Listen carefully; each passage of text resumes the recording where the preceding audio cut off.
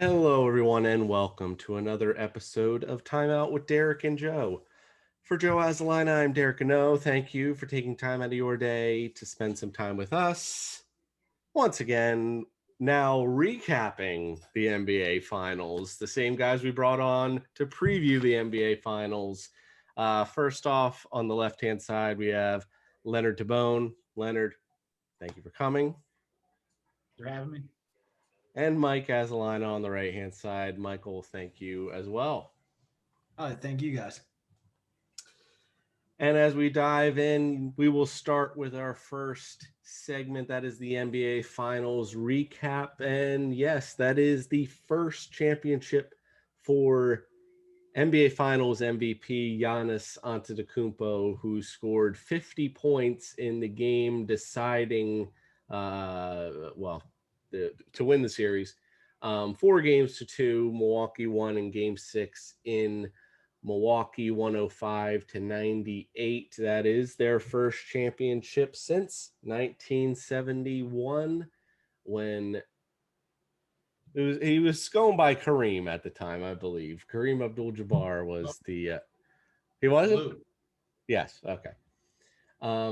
But Leonard, let's start off with you. Just give us your overview and impressions of the NBA Finals that you saw these past few weeks. Well, let's just say that the Bucks are probably the most resilient team in playoff history. They were down in every series. Yeah.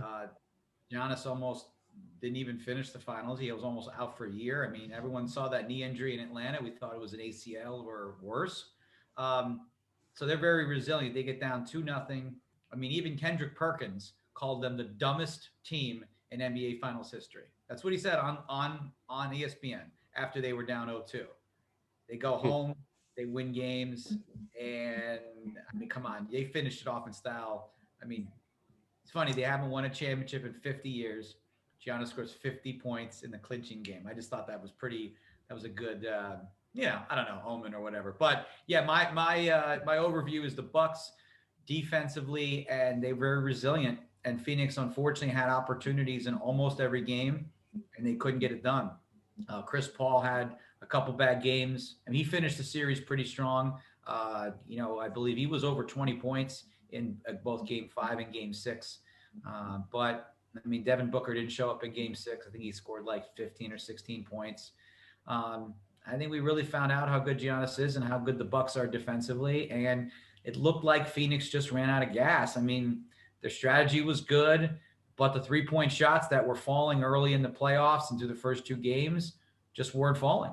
So, I mean, they say it's a make or miss league, and Suns missed, and the Bucks took advantage of those misses. So, I'm very impressed with the Bucks. I've been on here on your show twice, and I haven't given them much love. I'm not a big fan of their coach. I thought that Middleton is not a number 2, but really it came out that he really proved that he stepped up when he needed to. And Drew Holiday, even though when he wasn't making shots in some of those games, suffocating defense on Paul and Booker, and I think really was the difference maker on the defensive end. Yes, everyone's going to talk about the block. Obviously, that's a tremendous play, but you don't get to that point in the game and in the series if the Bucks don't continually play good defense. So they did a great job. They deserved a championship. And again, they were down in every series. Obviously, the first round they won 4-0, but second round, conference finals and finals, they were down in every series and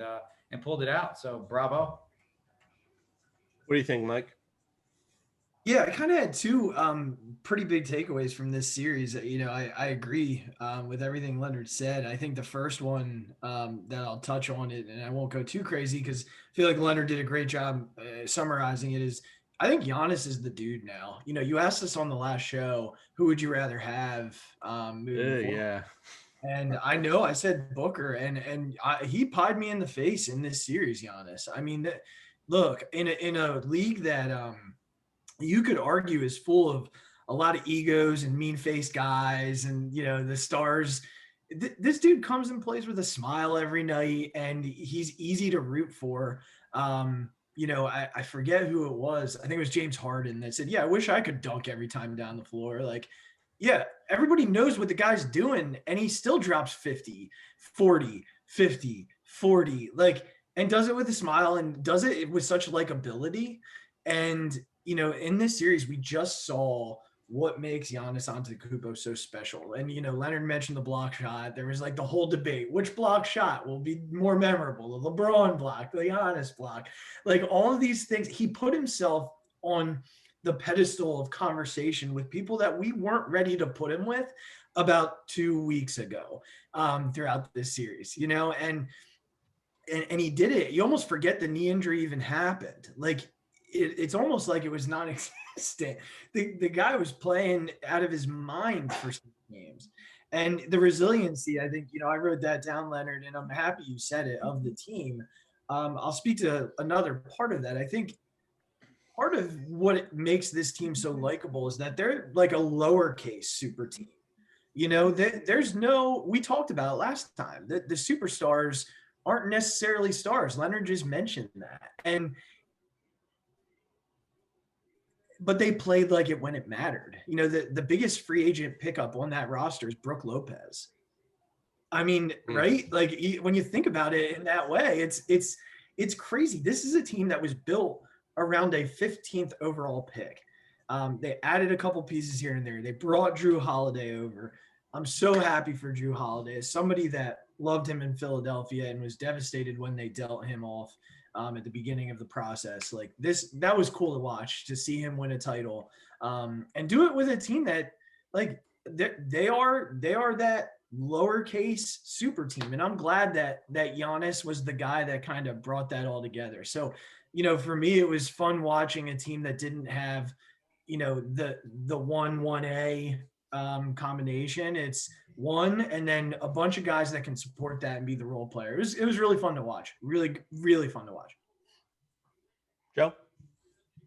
Well, the Suns the Suns really had that 2-game lead, and I look back and I said, man, you win one game out of the next two and it's a different series. But Milwaukee played so good at home, tremendously well at home. I look at game 5, Booker dropped 40. But Giannis in the next game had 32, and we all knew he had 50 in game 6. I just think that sometimes big time players rise. And even though Booker is said to be a big time player, Giannis Antetokounmpo absolutely rose, and he absolutely should be the MVP. The team is going to go as far as he can take them in the next couple of years, I'm sure. And Chris Middleton, who a lot of people thought was going to be just a role guy, ended up becoming really big, right? Ending up becoming really big, though, in this series. I mean, you're not a role guy for scoring 30, and he scored 29, if I'm not mistaken. He scored 29 and 7 rebounds in game 5. The Bucks scored a lot of points. They scored 123, 105. I mean, this is a pretty solid team. I just think it all came together for them at the right time. The defense of Middleton and Holiday, I think the biggest word you could use is suffocating. I think somebody said it, whether Leonard or Mike, maybe both even. I'm going to say it again just because I think that's such a key point. Chris Paul is a great player. But if you could play that good a defense on him and Booker, it showed that they would be able to, stifle them, I think is another word you can use. Just a great performances by Giannis and Middleton and Holiday, and guys, it was a heck of an ending to a great series. Now, when going into the series, of course, we weren't even sure if Giannis was going to be healthy. Going in, I definitely would have said if Drew Holiday was not, say, the 4th best player on the court, then minus Giannis, then they were not going to win. Well, Drew Holiday didn't even play that well. He averaged 6.5 field goals made out of 18, 36% he shot. He struggled, and Giannis still carried that team. He had 62%. Those crazy free throw numbers, which, by the way, that was when you're in Phoenix, they're counting the numbers. Meanwhile, it's like 2 seconds for every actual second. It's Really pretty funny. ridiculous. Count the money as he was counting. Yeah, I don't. Well, and then I don't have the numbers in front of me, but I think he missed maybe like 2 or 3 out of maybe 20 free throws in the final game. He closed it out. And it says something that he's not going to shoot, but he still drives right by you and he gets a dunk, whether it's a layup or a dunk or whatever.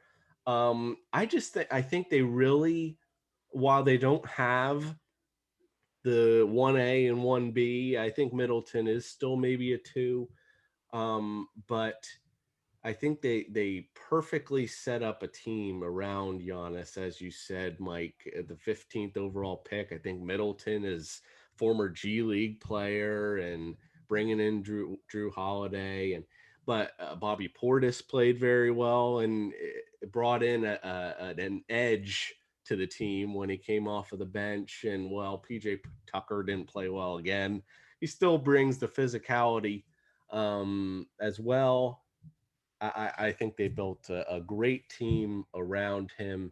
And Mike, I'll start off with you. That leads me to believe, well, where do the Bucks go from here? How far, in terms of championships, do we think they're going to get? Because, were they even better? Would they have been better than a Nets team that was fully healthy? Probably not. They only had 1.5 players healthy during that series. Are they better than the Sixers? Not so sure. Are they better than, you can throw out a ton of teams there. Mike, the question is, do we see, there is a quote out there from Giannis back in 2014 saying, I'm not going to leave until I build a championship in Milwaukee. He did it. Do you see him staying in Milwaukee? If so, do you see multiple championships down the line? Of course, you don't know if he leaves to win championships other places, but what are your thoughts there? Yeah, I think, it's interesting. You mentioned 2 teams there, the Sixers and the Nets, and the Sixers' future in flux. Don't know what's happening with, their 1A, I guess you would say, with Ben, and the Nets, aging roster, not a whole lot in terms of depth. I think the Bucks are set up. We talked about this on the last show a little bit. Like, what other teams would you take? I mentioned the Knicks as a possibility, but when I think about moving forward with the uncertainty in Philly and the aging happening in Brooklyn with the lack of depth, the Bucks to me became that team this year. They became more united in a lot of ways. I look at what they have in terms of their roster coming back next year, and it looks pretty good. I mean, they're not in dire straits whatsoever. You ask about Giannis, and I thought what he said, afterward about, we wanted to build it this way rather than the other way. It's fun to do it this way rather than the other way. And I don't see him going anywhere. Some people took it out of context, like, do this first, then go somewhere else. And it's semantics, right? Like, for me, it was, this is what he wants to do. He wants to build something here and be part of something. I don't see him going anywhere. I think, if they can keep that triad core together and continue to build around that, then I think, he'll stay. I think that what they have there is good enough to compete in the East year in and year out. And they showed that they can beat what was the best team in the West this year by a lot during, at least during the playoffs, the hottest team in the West when it came down to it. So I think for me, they've got a chance at multiple titles. They'll be in the conversation and in contention for sure, as long as that triad's together, or even at least the duo. And I'll add on that I think Giannis is here for the long haul. I don't think he's going anywhere. What do you think, Leonard? Do you see Giannis winning future championships? Maybe leaving Milwaukee, staying in Milwaukee? I think he stays in Milwaukee. I think he I think he understands. You know, it's interesting how a team like Milwaukee kind of took the. I was out in Milwaukee in 2015 and got to experience that city for a week when I stayed out there and got to meet some cool people. And it's interesting how teams kind of take on the personality of the city. I just feel that Bucks team just took on that personality, right? You know, Midwest team, you know, small market. They've been, you know, a lot of people don't even think about them. You know, people in the media, even casual fans don't even mention Milwaukee and a lot of things. I just think they play with a chip on their shoulder. I think they like that. I think he stays. I think he stays. I mean, he signed the super max. I think he's good for at least another 4 or 5 years. And I think they understand what they have. Milwaukee understands they have a one-generational type of talent. You know, let that walk out the door. I think he obviously when Kobe was alive and they talked a lot. And I think he liked the fact that Kobe stayed with the Lakers for the entire 20 years. So that helped too. Will they win more championships? My gut tells me no, because I think there's a lot of teams in the East that are going to be better next year and in the future.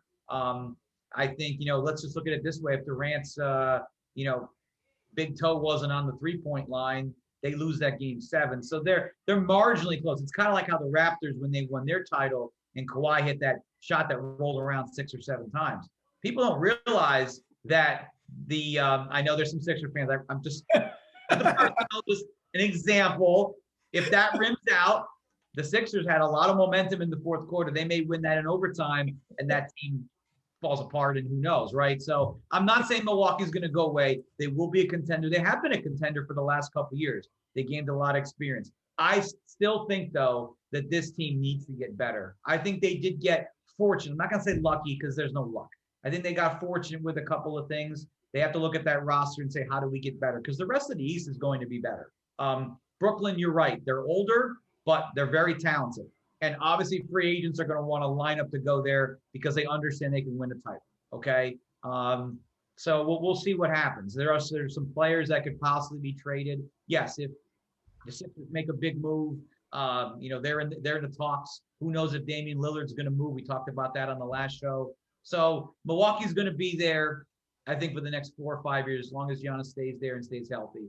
I don't think they win another title. That's just my gut feeling, because I think they did have some fortunate things go their way this year, and the East is going to come for them. I think the East is going to retool, and there are going to be teams that are going to be better. So that's my take on it. But Giannis is, the MVP. I think he's very close to, if not taking over, possibly the best player in the NBA with his performance. I don't think anyone's going to give him that crown just yet, but he's very close to that. Another year like he had this year, another deep playoff run. The guy had numbers in the finals that the last person to have numbers like that was Shaq. And when he was the Lakers, I think it was 2000 against the Indiana Pacers. He just was so dominant. And you're right, Jrue Holiday didn't play well. He didn't have to play well because Giannis carried that team. So it was exciting for Phoenix and Milwaukee. If you would have told me at the beginning of the year that those two teams would be in the finals, Milwaukee wins the finals, I'm like, I'm not watching a second of it. But they were great games. So, yes, Giannis is here to stay. No more championships, but they will be a contender for years to come. What do you think, Joe? Well, I went bold here, of course. And I said, of course I did. Of course I did. I said that Giannis stays in Milwaukee. And I actually think they do bring more players in for him even in the next couple of years. I have him winning 3 more titles. So I'm going to go the 4. So I'm really going bold. Remember a couple months ago, I did say Suns and Bucks. So I did pick the finals. I don't know how I did it, but I did. Hey, can you do me a favor, though? When you're looking into that, when you're looking into the future, can you pick a couple numbers out for me for the lottery, okay? Wow. Do that. That'd be great. Two things I'm going to say, though. Holy hell. Giannis did sign the Supermax contract that we talked about. He was quoted saying he could have gone to super team, but he wanted to work on the championship in Milwaukee. That tells me that if they get him, I'm sure Middleton and Holiday will stay, but say one of them leave. Giannis will sit there and be like, listen, I got you your championship. I want another one. I want more than one. Go get me a point guard. Go get me another guard, right? I think he's going to have the power guys to do that. The other thing is, Leonard brought up an interesting point. He said that Shaq had the greatest performance back in the playoffs, championship series. Dominant. I said dominant, because he had the 40 in back-to-back games. Thank you. Dominant. Well, Bob Pettit's performance of 50 points equals what Giannis did in game 6. So I told you, Derek, I did a little more research. I thought I could only bring that Bob Pettit stuff. Well done, sir. Well done. Thank you, Leonard. I'm not that much younger than you. Well, yeah, and maybe I don't see him going anywhere. If maybe at the tail end, but I don't see him leaving. How many? I don't see it being immediately. They're really. I think someone said that they're really fortunate that a lot of things went their way. I think the Bucks would be a better team, or the Nets would be a better team if healthy. I think, but there's a thing about if we're bringing in deer, they're the hunted now. They're hunting the deer, and so they're going to be the one that people want to beat every time that they go out on the floor next year. And while I don't think it's going to be immediate, I think that they're going to be up there as they have been over the past few years. I also don't. Someone said I don't really like Budenholzer as a coach too much. I think that they just kind of they kind of lucked out there. But I do think he wins some more. Not within the next few years, though. I don't think. Flip side here, Joe. Let's start with you. Now we go to the Suns. Chris Paul, obviously, he probably didn't play as well as he would have hoped in this NBA Finals. He probably proved that he needs to be more of a 3, I guess. I don't know if he can be the 2 in a contending team. He does have a player option this offseason, so he can get granted. It is a $44 million option. So if he's in it for the money, then he'll definitely be coming back. Although they made the finals, so it's not like you've just been in it for the money.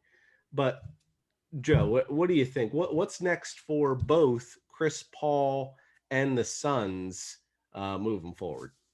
All right. First of all, Leonard, I'm going to hit you with something that you're going to like. And this is because I was listening to, I think it was Michael Wilbon earlier. Michael knows where I'm going with this.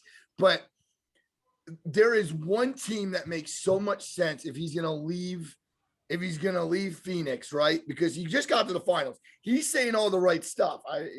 Earlier I saw an article saying, hey, I want to stay here. We have a good group. Yeah, they all say that. If LeBron James and Anthony Davis get in his ear, Leonard, here you go. Leonard, Leonard's becoming a Joe fan. But listen, seriously, he's one of the best leaders in the game. He can score at the basket. He can hit the elbow jumper. Heck, he can hit a 3. I don't care if he's older. He's a heck of a player. He would help the Lakers tremendously just in leadership. I know that's overrated. I know that's just me just throwing something and hoping it sticks, but he's a winner, guys. He's always been a winner. So not as in an NBA championship, because that's eludes him, but where else better than going to a team like LA to get his first championship? Maybe it's right off in the sunset. So the Suns, DeAndre Ayton, Devin Booker, Mikal Bridges, they're really good. They're really, really good. If they lose Chris Paul, yeah, you got to get a point guard, but I would want to go play with the Suns. So, maybe somebody in the NBA would want to go play with the Suns. If they keep Chris Paul, it's the same team, and they're really going to be a force to be reckoned with. But I'll get off my soapbox and I'm going to kick it to my brother here for his insight here. So I've heard a lot about the Lakers. I mean, Magic Johnson's thumbs are sore from all the tweeting he's been doing over the last 2 days. There's got to be fines coming left and right about the tweets. He could pay him. It's okay. You pay him. I say that often about Daryl Morey, who has no hesitation at tweeting at Steph Curry every night. But I think I think, yeah, sure. I mean, look, the Lakers are kind of up against it with some mid-level stuff, and his salary is pretty hefty. I don't know if it's a great basketball decision for the Suns to let him roll. If they need to cut salary, there are other places they can do it. Ultimately, I think it's going to be a Paul type decision, whether or not he wants to stay and, play luck of the draw. I mean, they got hot. There were a lot of injuries in the West. Stuff that may not have went their way if there weren't those injuries that were taking over the Western Conference during the playoffs. I look, I'll go a little bit against it. There are some teams that I could see being interested in him. I think the Heat could be a cool place for him to go. I think often about what that team could look like, and they need a win now starting point guard. But they'll have to shed some salary too. The Bulls could be an interesting place for him to land. I laugh and say, the Sixers could be a fun place, but that's not going to be where they go and make their move. But here's the place that I think would be interesting, because he does have connections there, is New York. I think the Knicks could be a place where he could find himself. His former agent is the president of the Knicks now, Leon Rose, and they're going to have about $50 million while still retaining Rose, Randall, Barrett, and Quickly. And listen, they showed that they could be a destination. So, that would be a fun place for him to end up. A young team could use another veteran aside on Rose. So I'll say the Knicks. I think that would be a fun place for him to go. And it's kind of against the grain right now. Not a place that a lot of people have talked about for Chris Paul. So that'll be my landing spot for him. I think that the NBA is all about connections. We know that. Like, that's how super teams get formed. And, the connection of your former agent being the president with all that cap space makes too much sense. It's true. What do you think, Leonard? Chris Paul and the Suns, what are their next moves? Well, if Chris Paul if he decides to take the player option and come back, he's going to eat up way too much cap space for Phoenix to get anybody of any substance. They roll that team back. Chances are they don't make the finals again. Because keep in mind, and again, let's go series by series real quick. Lakers had injuries. Really, they didn't have a shot. It is what it is. Jamal Murray was out against Denver. Now, they probably would have beat Denver no matter what, but okay. And then Kawhi missed pretty much the entire Western Conference Finals. So please tell me how you're going to go through the gauntlet again. You're not going to get that fortunate. You're just not. And Chris Paul's 1 year older. He was okay with injuries. He seemed okay, but that's still in the back of your mind. Look, if he wants to make if he wants to make the $44 million, re-sign with Phoenix. You want to go to New York and make $40 million? That's fine. But you're looking for a win now. If he's looking for a championship, which I think he has maybe at the most 2 years left. I think next year, is his last chance to really win a championship. So where does that really lead you? If you think that the Lakers are going to be 100% healthy next year and they can work out a contract, then I would like to see him go there, of course, being a Laker fan. But, you're right. Lakers don't have a lot of cap space either. So he would have to take a significant pay cut. So, yeah, I think obviously it's really in Chris Paul's hands. It's his option. So if he decides to resign, I think Phoenix will be a solid team, probably a top 4, top 3 team in the West. But I don't think they make it back to the NBA Finals. And actually, I think it would be best for Chris to part ways with the Suns. Because I think Chris could go to a team like the Lakers. I like that Heat reference, Mike, that you made, because I really feel like that would be good. But again, the East is going to be really tough. So, yeah, I think it would do Chris well. He goes to a team that can win a championship, whoever that may be. The Lakers would be a great option for him, of course.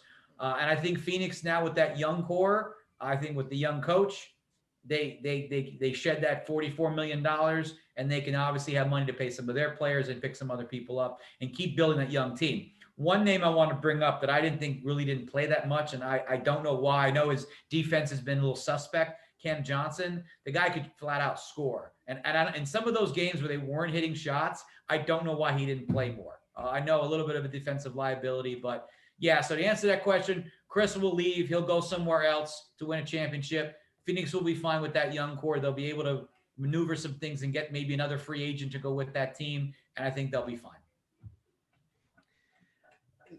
I think Paul should leave, and I think he will leave. I think he'll go. I think we forget that the Suns were the 10th team in the West last year. I think they or ninth. They just missed the playoffs. I think in the COVID-19 season, so they were way ahead of schedule. And I truly don't think it would be bad for them. Because you look at Booker, he's 24. You look at DeAndre Ayton is 22.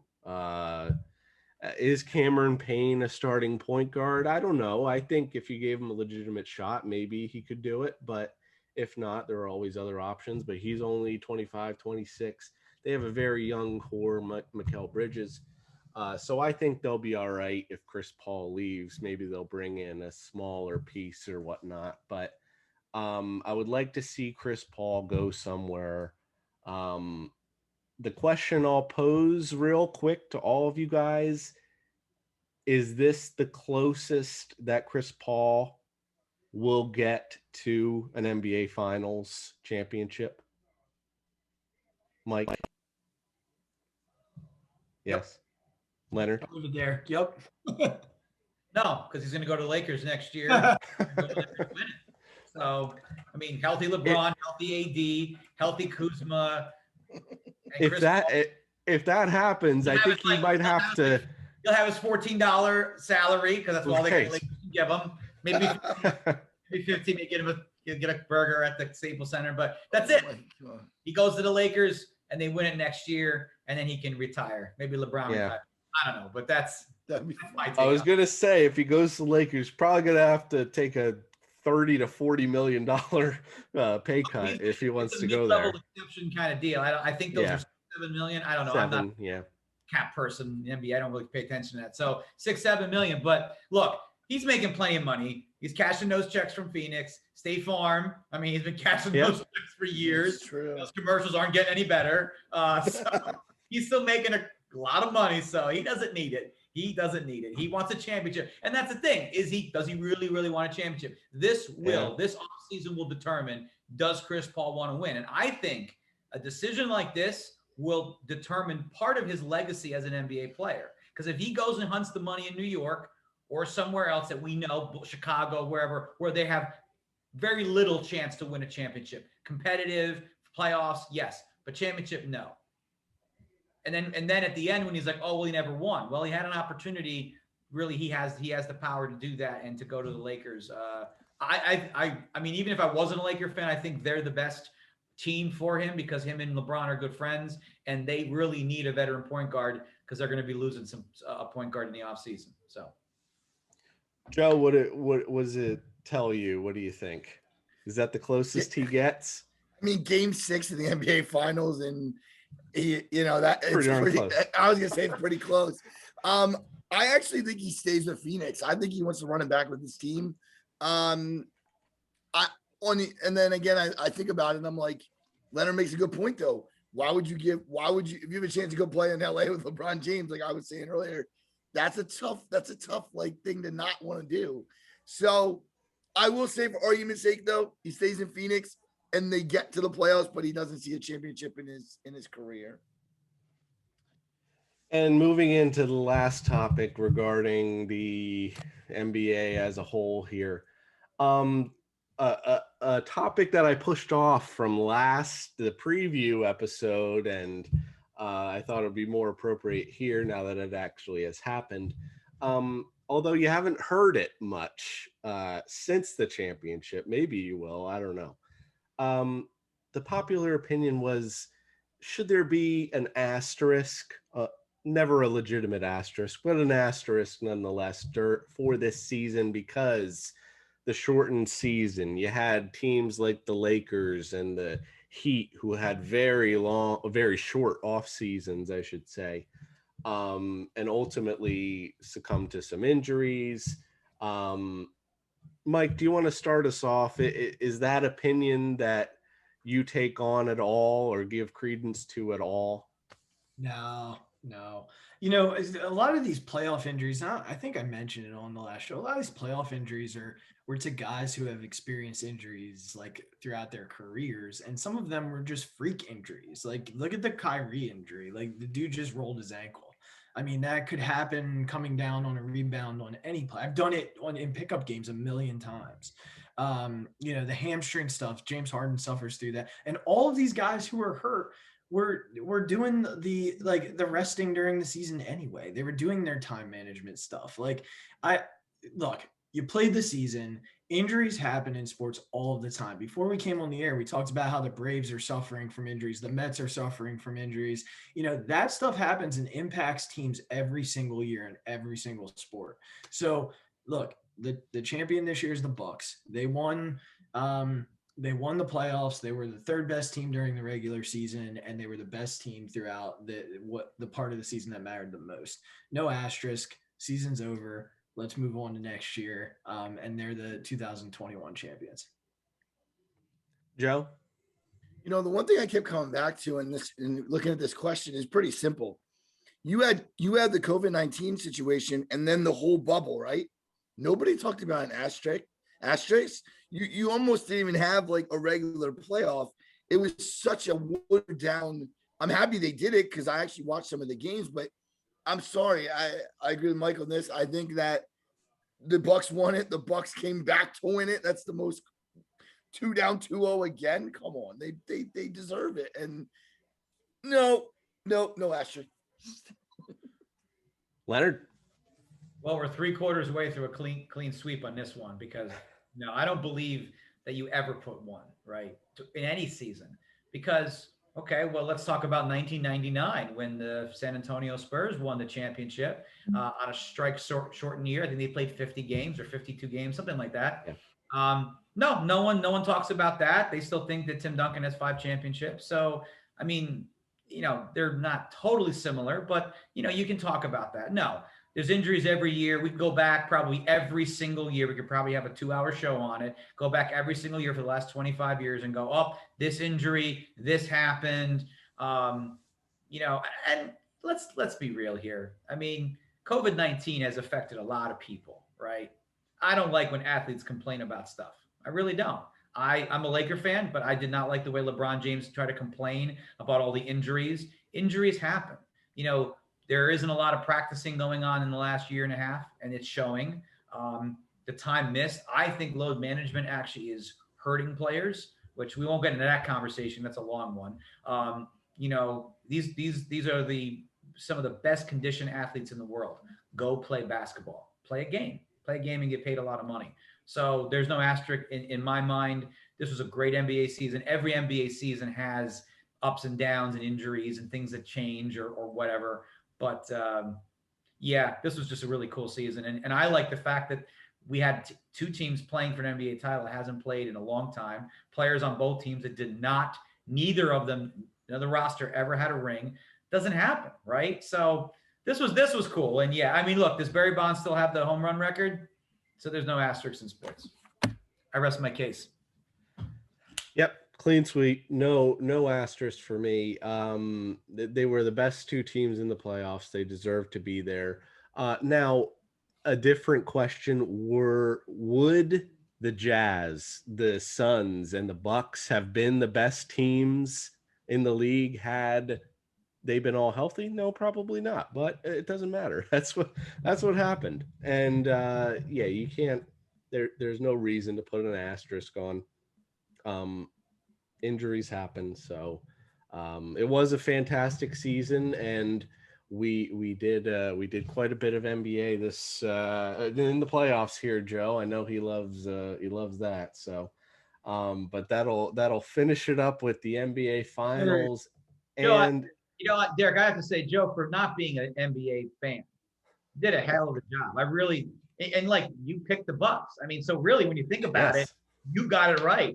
The so-called experts, right? The other people, right? You're on this panel, looked at all this stuff, and you're like, that passed the eye test for you. So it just shows. But no, you've done a hell of a job with that. this isn't your sport, I mean, I wouldn't know that if you didn't say it. So good job.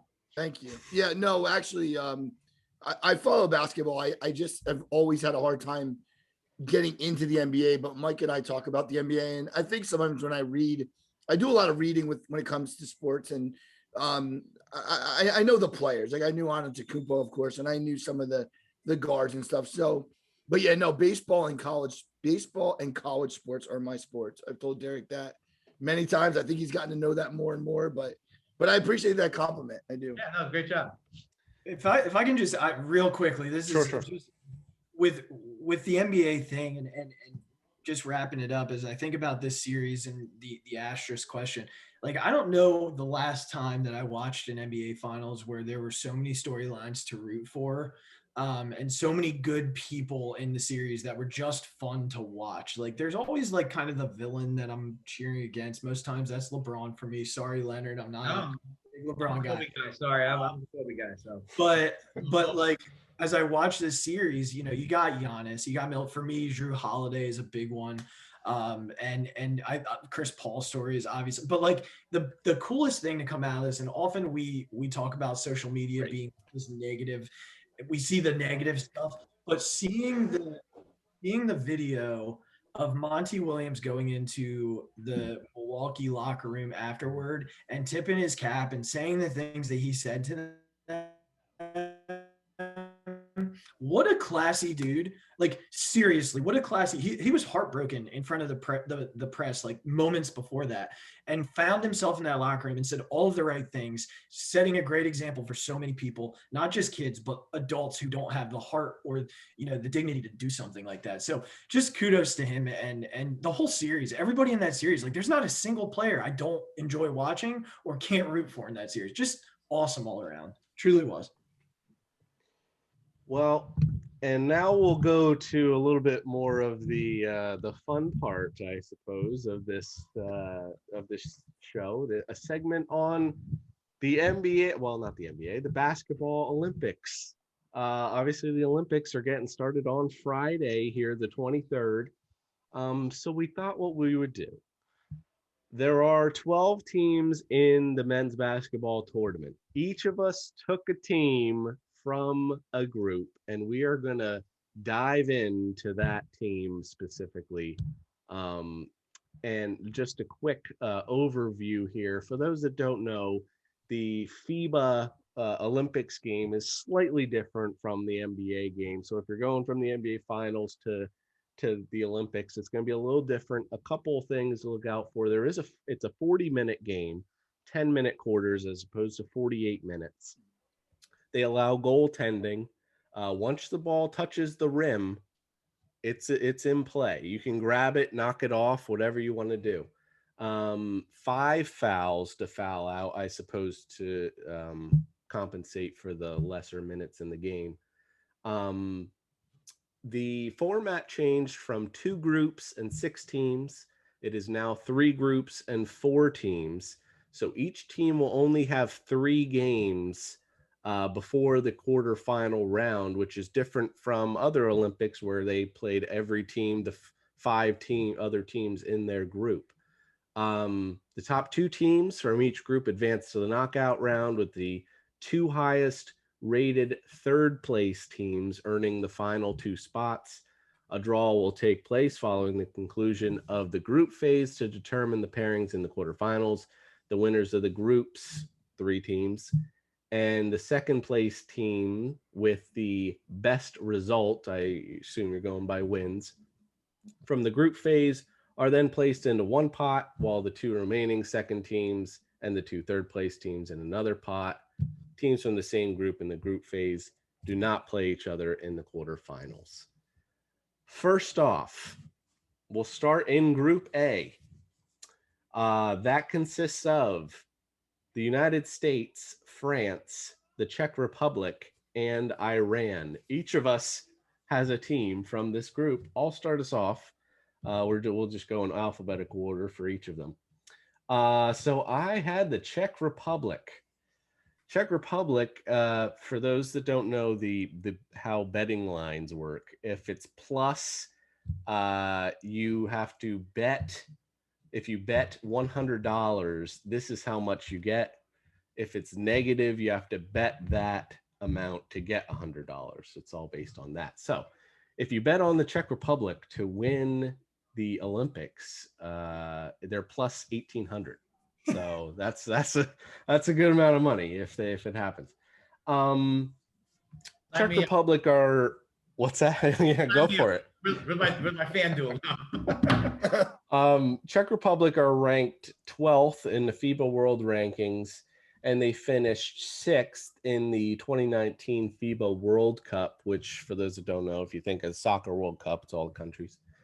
They only became a national team in 1993 with the dissolution of Czechoslovakia, of course. So they've only been around since 93.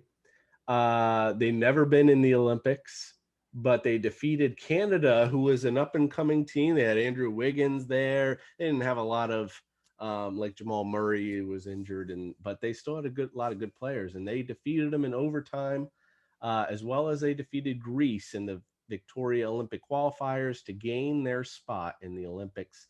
Head coach is Ronan Ginsberg since 2013. Their only NBA player on the roster is Tomas Satoransky, who is a 29-year-old point guard, shooting guard hybrid for the Chicago Bulls. In the NBA, he's a good backup point guard. I wouldn't say he's really even a starter. Not really a volume shooter, but he has the ability to be a good shooter from all levels, can drive to the basket. And he's going to have to make things happen on this offense, or they're going to struggle. In the NBA, he averages 7.7 points, 2.4 rebounds, and 4.7 assists, but he averaged 16 points, 5.5 rebounds, and 5.5 assists in Olympic qualifying, so he played pretty well. They use around a 7-8 man rotation. A couple other names to look out for. On Czech Republic, okay, so bear with me. I have it, Derek. I know. Andrej Balvin is the starting 7-1 center. He averaged 12.3 and 10.8 in 27 minutes. This is all Olympic qualifying numbers. He plays in Spain, so decent league. Blake Schilb is a 6'7" starting forward, small forward, averaged 11.5 and 3.5 assists. American born.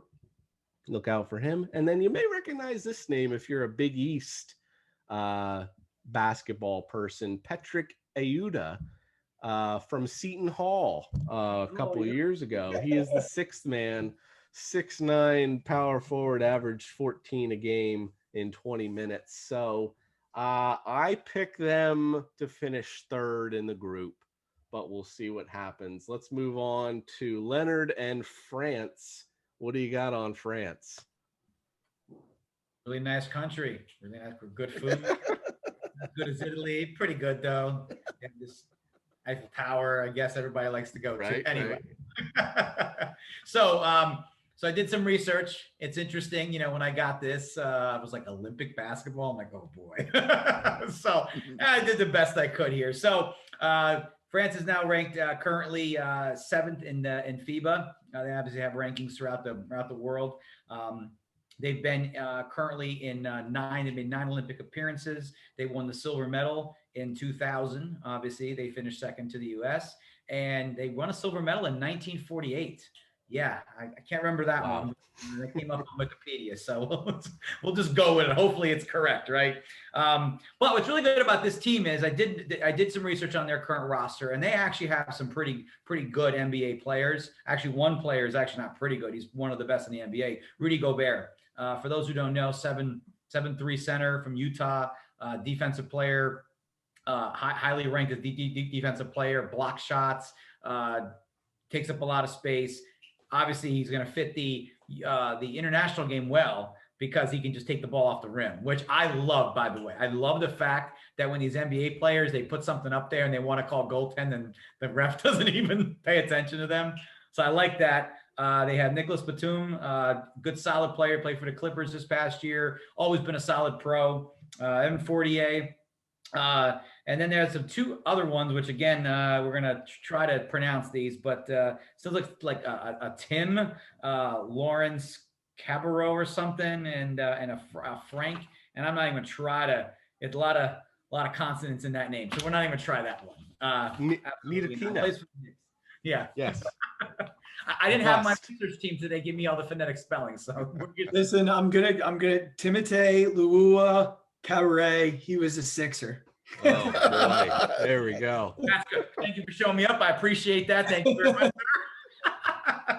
Well, I mean, look, obviously they have a good NBA roster. I mean, I look at this and I don't know too much about the Czech Republic or the Iran team, but I say they're going to finish second in this bracket here. You know, Joe, you are up next. By the way, the odds that I gave were to win the group, only win the group. That's plus 800 for Czech Republic. France was plus 750. Joe, Iran is plus 6,500. But tell us why they're going to win the group. Oh, boy. Well, I'll tell you about some of these names. And I used to be in broadcasting, and I still have a hard time with some of these names. Yeah. There's nobody that I recognize that is an NBA player. That's number one. Their head coach is Mayron Shahintub. Yeah, Derek, please correct me if I get any of these wrong. If you think I have zero idea. Yeah. Okay. All right. You know, you can say whatever you want. We're like, oh, okay. Right. Sounds good. These guys play for the Sixers, so I got no. One of the, thanks, like alphabet over here with the other name. One of the guards is a 6'2", number 20-year-old Mohamed Sina Vahade, and that's another tongue twister. They have a power forward by the name Mohamed Hazinzada, and he's a 30-year-old, 6'9". Then you have a big center, Zamad Nikaya, 38 years old. He's no spring chicken. And then you have 6'11" number or power forward Mike Rostampur, 29-year-old. Guys, Iran is not good, but maybe they'll come out of the pool. I don't know these guys from Adam. I remember now he was born, bear with me, born in 85. So that's like 36, 37. Hamed Haddadi. I remember seeing he's been around in the Olympics. I've seen him before, but no, they won't win. Go ahead, Mike. You got the USA minus 3,500. So do the big straw. Apparently. Listen, I really, when I looked after Joseph texted me and I just rattled the three teams off, I was like, oh, I took 3 of the top 5 teams in FIBA. That's really not fair to the rest of you, and I apologize for that. But yeah, I mean, guys, look, the U.S. has been probably the most dominant country since, basketball became international in the sense of the Olympics. I mean, 15 golds, 2 silvers, 2 bronzes, and those 2 silvers and 2 bronzes were probably huge letdowns when you consider the talent that comes out of the U.S. Do you guys know who their coaching staff is by chance? I honestly only knew Popovich. I didn't know the other 3 coaches. Do you know who they are? Yes. Yeah.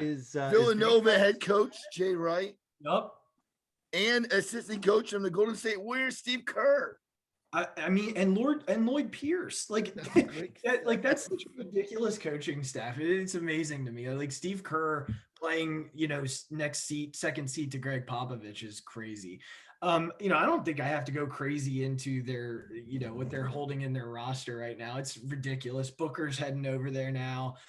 Drew Holiday's heading over there now. I mean, and when you think about what they have in terms of the depth that they put out there every night. I mean, like Keldon Johnson is somebody we've talked about kind of on the show, is a guy that not many people know about and from San Antonio, but a really solid player. Jason Tatum's on the roster. Dame Lillard's on the roster. Like it's just up and down. Now, here's the thing that I've noticed in the games that they've struggled in, games against like Nigeria and Australia, the games they've lost. like these dudes are used to the soft calls, and when they're not getting them based on FIBA rules, they get super frustrated, and the games are really low scoring. I mean, they're with the scores that they have. I mean, I didn't even mention like Levine and Durant, but they're not cracking 100 every night. Like it is difficult to score with under FIBA rules, so they could get tripped up. Obviously, they're coming out of this pool. They're not getting sat in this pool, but they could struggle when they get back to the Argentinas, Australias, Nigerias, when they get into the next couple of rounds here. We're gonna have no problem scoring, that's for sure. And the winner of the group, Mike, is I'm gonna go with the United States of America. Leonard. Yeah, I second that. I don't think there's any debate. Joe. We're going for a sweep, US. Yes, I say US as well. Group B will consist of Australia, Germany, Italy, and Nigeria. The favorite in the group at minus 215. Mike, start us off with Australia. Guys. So they debuted in the 56 games in Melbourne. Or I'm sorry, we're doing Australia. My apologies. Yes. That's when they did debut, by the way. I was just looking at my wrong card when I said it. They've never won gold, and they've actually never had a top 3 finish in the Olympics. They have won a ton of FIBA Oceania championships, though, a lot of those.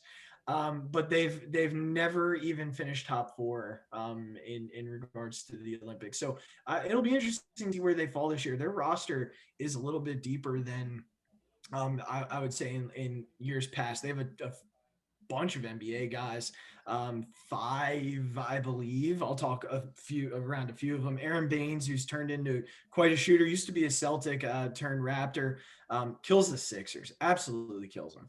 Dante Exum, who was highly regarded coming out. Not necessarily the player everybody thought he would be when he came out, but a solid guard at the very least. And then 2 players that are pretty well known, Patty Mills, who plays under the aforementioned Greg Popovich, and then Joe Ingles, who we've talked about on this show, is a tremendous shooter.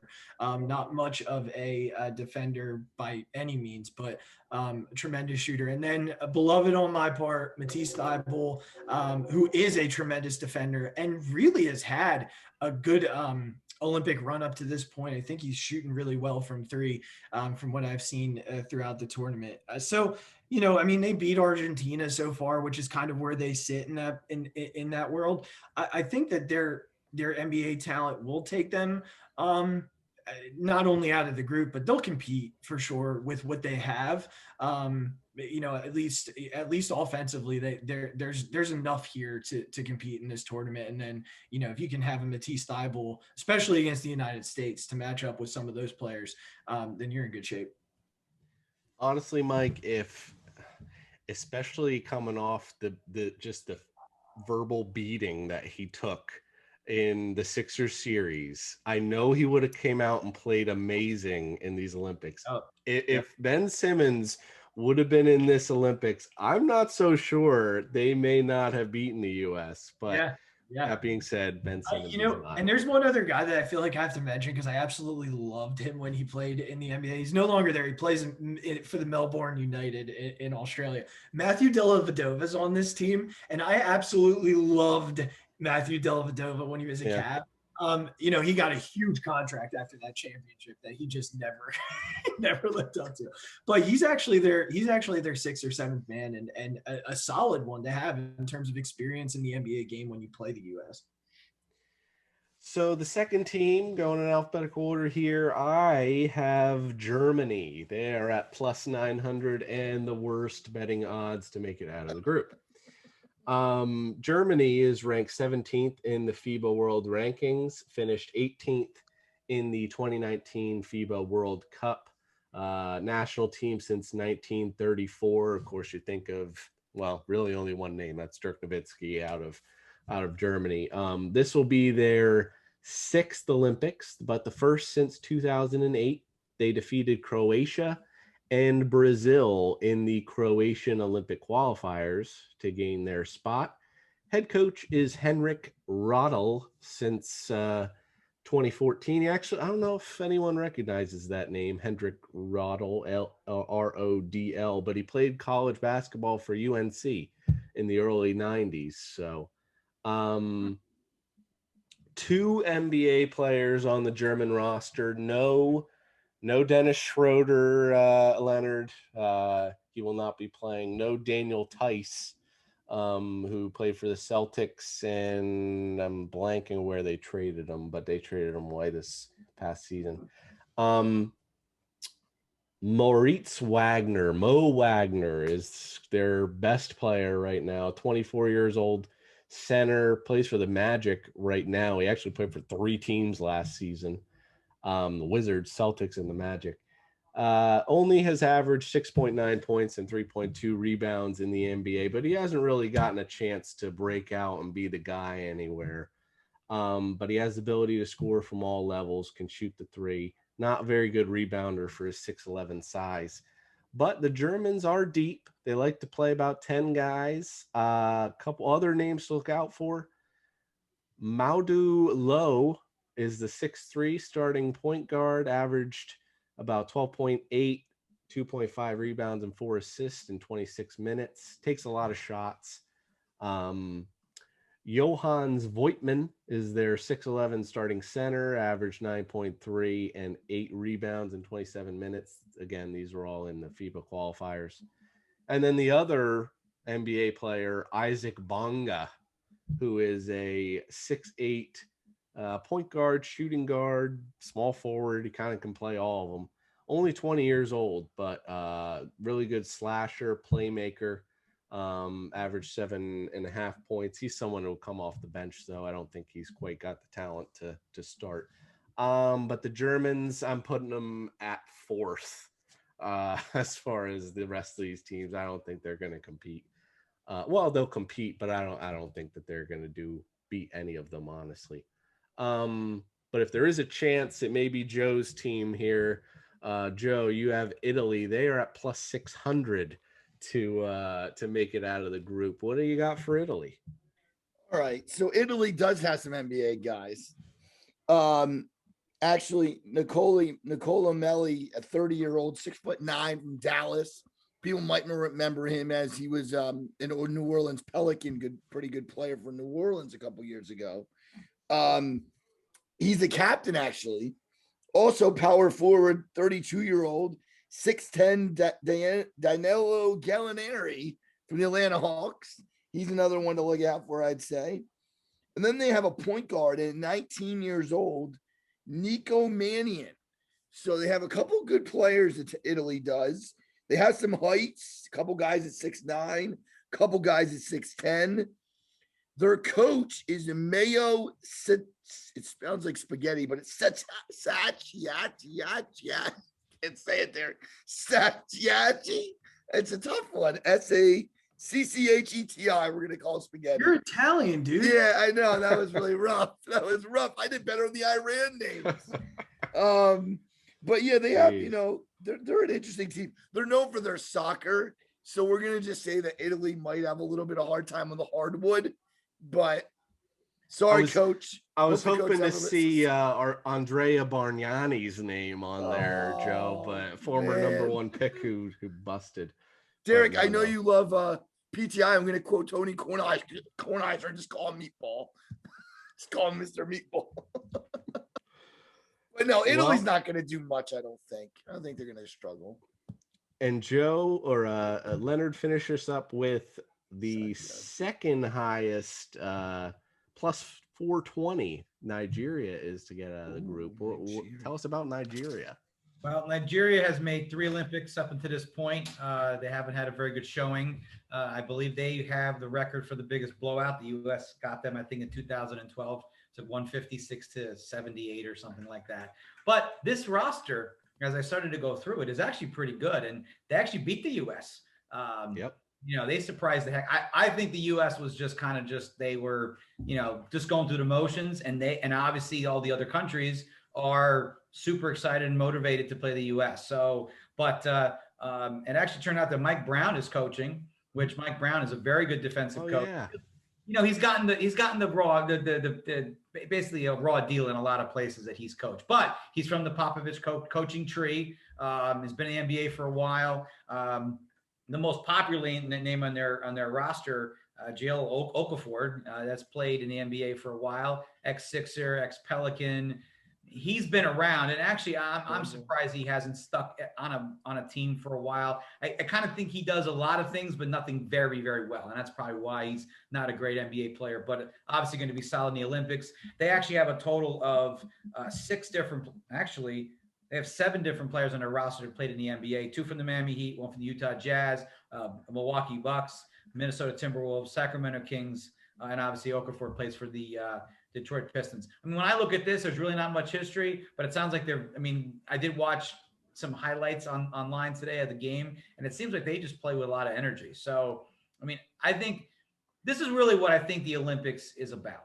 You go there, you play hard for your country, you represent your country. And, Nigeria, from a country standpoint, has really had some really tough things going on in that country with leadership. There's a lot of stuff going on. So these guys that can go to the Olympics and represent their country and be proud, there's something to be said. And that's why they beat the U.S. Now, as Popovich said, that's a wake-up call, but good for them. I don't know what I see here in this. I mean, maybe they can, obviously the betting odds are second. When I look at the other teams in this, I kind of agree with that.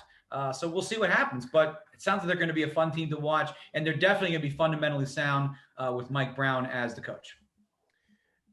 I'd be interested. Now, there's only one team from Africa, and that is Nigeria. I'd be interested to see as the years go on here, if you start to see more African teams get in, because I know of the Afro Basket or they're starting up leagues. The NBA is in Africa. So I'd be interested to see. Obviously, you think of people like Joel Embiid is from the Cameroon, I believe. There's plenty of players that are from Africa. So, but real quick, Joe, who's winning? Who do you have winning the group? Are we talking about my group? Group B. Group B. Wait, refresh me. Is that the one we just talked about? Australia, Germany, Italy, and Nigeria. I'm sorry. I'm going to go with Australia. Okay. Leonard? I did the research. I talked them up. I'm going to go with Nigeria. Okay. I like the team, I like their attitude, I like the way they play. Mike? Yeah, I agree with Leonard. I think Nigeria. I'd love to see Nigeria do. I think it's going to be Australia, but I'd love to see Nigeria do. I don't think Germany or Italy really will pull it out. But and finally, let's move to Group C, where we have our final 4 teams. That consists of Argentina, Japan, Slovenia, and Spain. Mike, you start us off with Argentina. They are plus 520, which is actually 3rd in the group, believe it or not. Oh, wow. Interesting, because they are the 4th ranked team in FIBA. This is the closest in terms of the teams, except for mine. Pretty much. Yeah, I got to be honest with you. I looked at the roster pretty closely. You got 3 NBA players, one of whom I think is probably more recognizable than the other 2. I recognize one of the other 2 very well. The other one, not as much. Coach, though, by Sergio Hernandez, pretty familiar name in basketball circles, well-known coach, especially in that circle. They've had success in international play. Their biggest win arguably was the Olympic gold in 2004. They beat the US in the semifinals to get there and then won the gold. They've bronzed.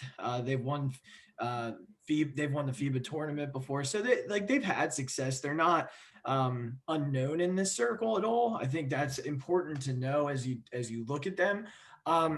The guy I was talking about before as a player you most would recognize is Facundo Campazzo. We talked about him on the show not long ago, a Denver Nuggets backup point guard. Really great facilitator, shoots it a little bit. He hasn't shot it really well yet in terms of the Olympics. I think he's shooting under 30% right now. A couple other names that you might recognize: Luca Vildoza from the Knicks. Really good shooter. Played like 25 minutes a game for New York this year. Averaged 10 a game. Shot over 35%. Was close to 40% from three. So he can fill it up a little bit. Gabriel Deck, Oklahoma City Thunder. Not a big time scorer, but does start for them at the 4. Here was my favorite discovery, guys. I thought this. I didn't even remember that this dude existed. Luis Scola. Do you guys remember Luis Scola? I didn't remember. Like, I totally forgot about him. And he hasn't even been out of the game that long. He last played for the Nets in 2017. So he has not been gone for very long. But he's like 41 years old. He's starting. 41-year-olds are really old. he's starting for them at the 5. Like, listen, definitely nice to have that sort of experience, but in a matchup against a guy like Bam Adebayo, that's not going to be fun for him with the athleticism that he carries, and some of the other guys that we've mentioned. But this was a fun team to research. I didn't realize they had that much success in international play, and they have. And I do like Sergio Hernandez as a coach. He's a name that I recognized immediately. I didn't know he was coaching the Argentines, but definitely a team to think about as this group kind of rounds out. Like you said, Derek, it is the closest group, and they have had success, and they are ranked the highest in terms of FIBA. I will say, I don't know if he figures into the depth chart at all, but Leandro Balmaro was drafted last year by the Knicks. I don't know if he's going to get any time. He's still pretty young, but I'd be interested to see if he does anything in this tournament as well. They do have him as shooting guard, second string guard. Yeah. Well, let's see.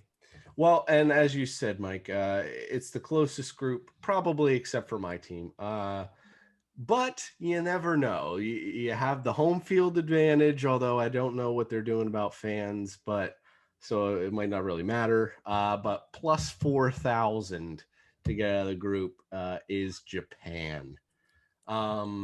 Japan is ranked. They are the worst ranked team in the FIBA world rankings of the teams in the Olympics. They are 42nd.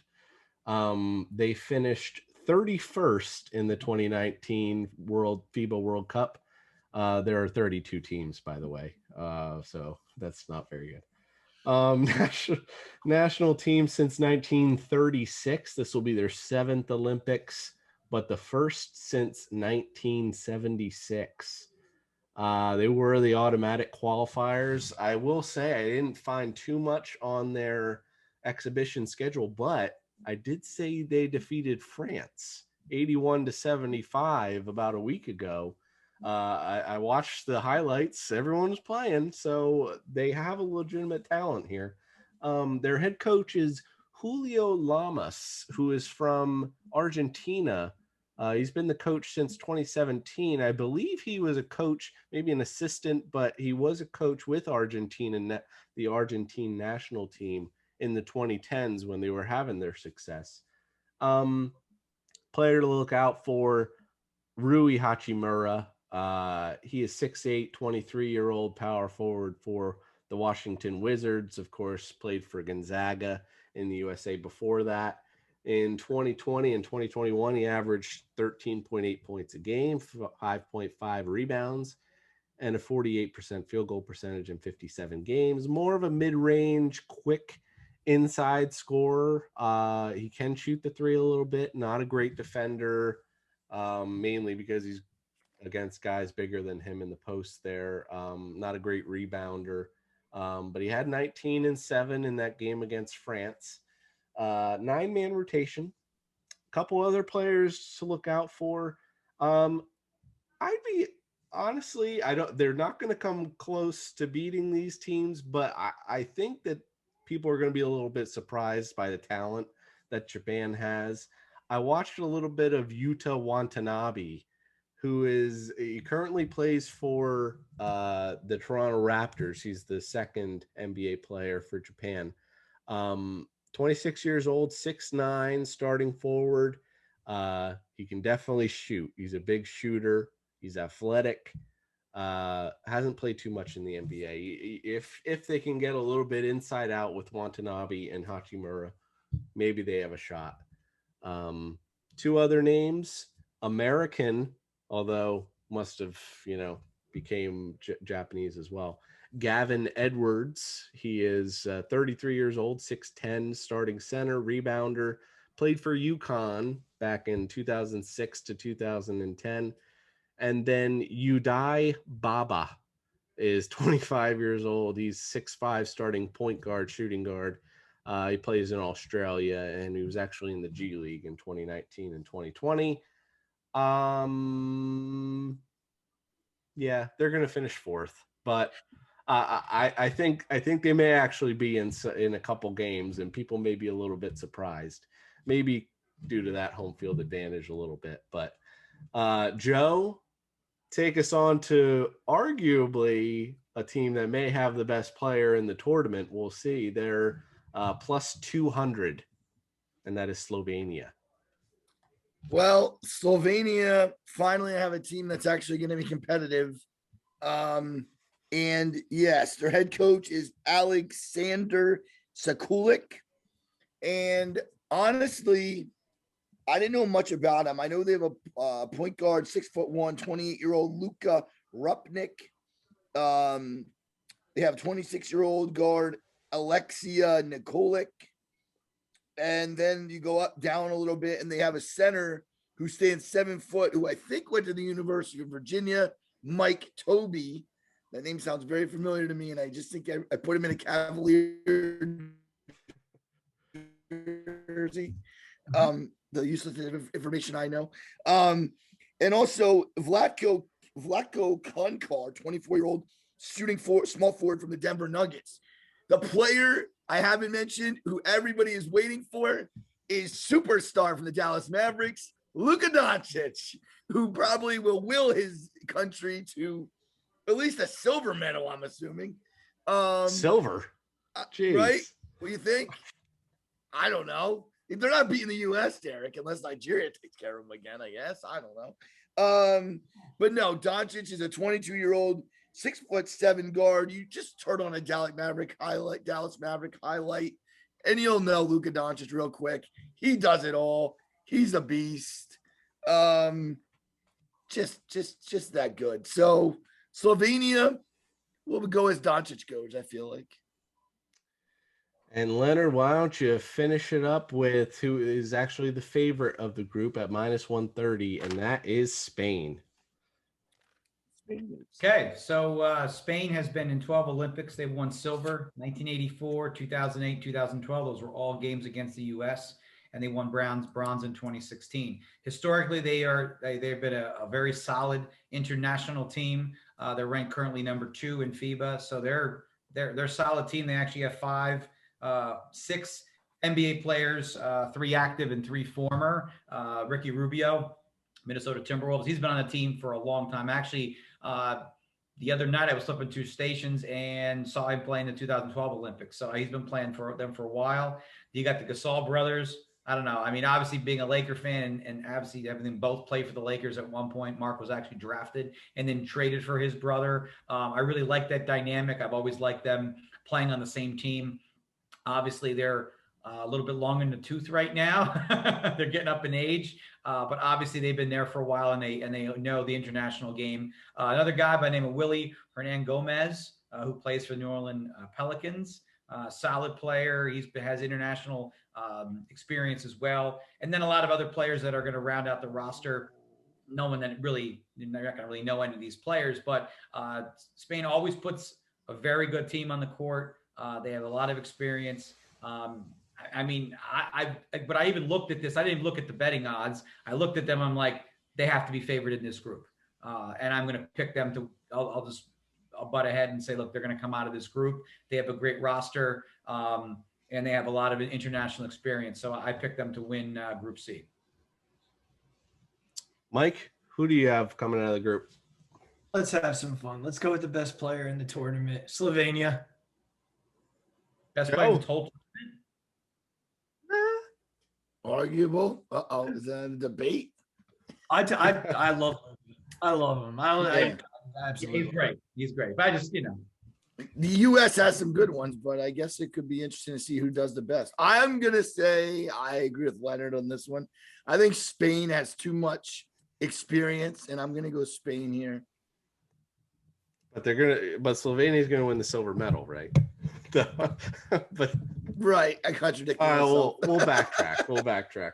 So ultimately, guys, hey, give us I don't know if you have all the teams in front of you, but give us a gold, silver, and bronze. Who do you think? I'll start it off to give you guys some time.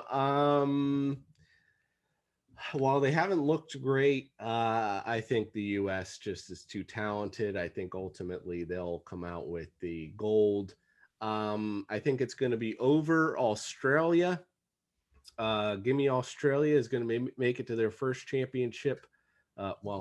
Gold medal game. They'll get the silver. And yeah,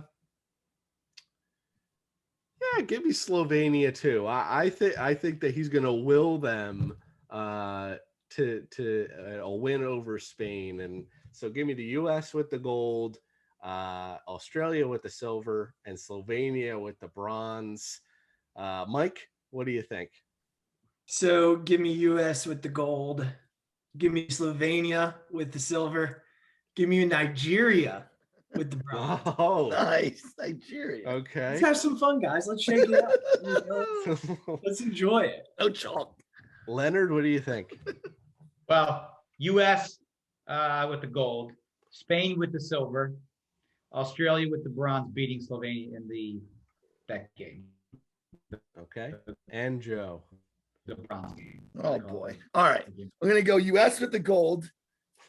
Now this is where I get confused because I just said two things. You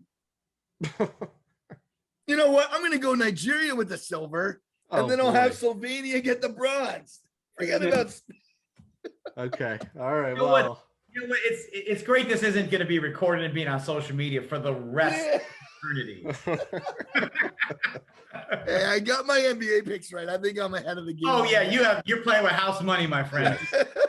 Push it all into the center. NFL's coming, but I struggle with that. Derek knows oh so well last year. Yeah.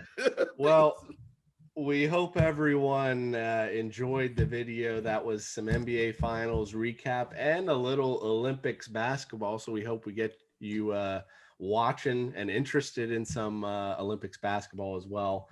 But as always, we appreciate those coming on to help us out. Leonard and Mike, as always, thank you for being here. Thanks, guys. Thanks for being here. Joe, finish us off.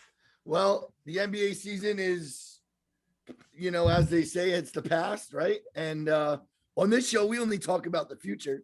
But no, good NBA season. I enjoyed, like I said, not being a huge fan. I definitely enjoyed covering it and talking about it. And Mike and Leonard have been gracious to come on and really do a good job with the playoffs, and appreciate that too. And we have some cool shows coming up as usual. And we need the likes, we need the comments, we need the shares, and we need the YouTube subscribers. Keep on helping us out. But no, enjoyed this a lot of laughs, had a lot of fun today. And everybody be safe out there. As always, everyone, you know the drill. Go ahead out there and subscribe on YouTube, as Joe said, and make sure you like the video. Listen on all podcast platforms, Facebook group, Twitter, and email us, timeoutderekandjoe@gmail.com. As always, everyone, thank you for taking time out of your day to spend some time with us. Always stay safe and take care.